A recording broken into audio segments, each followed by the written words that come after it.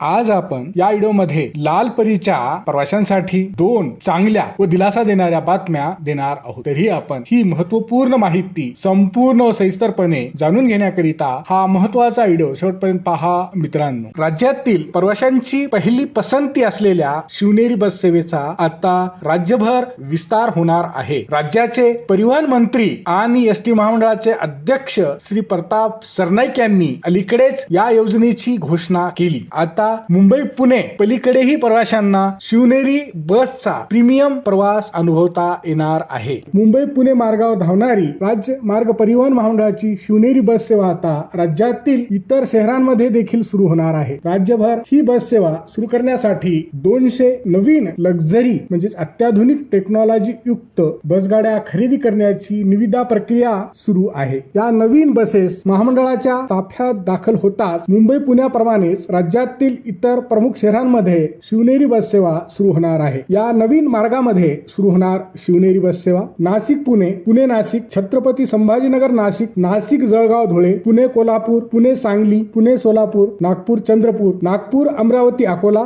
सध्या या प्रमुख शहरांचा समावेश आहे। त्यामुळे राज्यातील प्रवाशांना आलिशान लक्झरी बसेस मधून प्रवास करता येणार आहे। सर्वात चांगली व दिलासा देणारी बातमी म्हणजे या नवीन बसगाड्यामधून प्रवास करताना महिलांना आणि 65 वर्षांच्या ज्येष्ठ नागरिकांना 50% तिकीट सवलत म्हणजे अर्ध्या तिकिटात प्रवास करता येईल, तर 75 वर्षांवरील सर्व ज्येष्ठ नागरिकांना या नवीन शिवनेरी बस सेवेचा प्रवास पूर्णपणे मोफत मिळणार आहे। या तिकीट सवलती नवीन मार्गावर देखील लागू राहणार असल्याने मोठ्या प्रमाणात प्रवाशांचा प्रतिसाद मिळेल असा विश्वास महामंडळाचे अध्यक्ष आणि परिवहन मंत्री श्री प्रताप सरनाईक यांनी व्यक्त केला आहे। या नवीन येणाऱ्या 200 बसेसमध्ये 30 शयनयान म्हणजे स्लीपर कोच बसेसचा देखील समावेश असेल। ज्या मार्गावर सध्या साधी शयनयान सेवा सुरू आहे त्या ठिकाणी आधुनिक स्लीपर कोच शिवनेरी बस सेवा सुरू केली जाणार आहे। झोपण्यासाठी आरामदायी बेड कोच, आधुनिक सुरक्षा यंत्रणा आणि नवीन टेक्नॉलॉजीमुळे लांब पल्ल्याचा प्रवास देखील अधिक आरामदायी व सुखकर होणार आहे। आता दुसरी चांगली व दिलासादायक बातमी पाहूया। एसटी महामंडळाने सेवा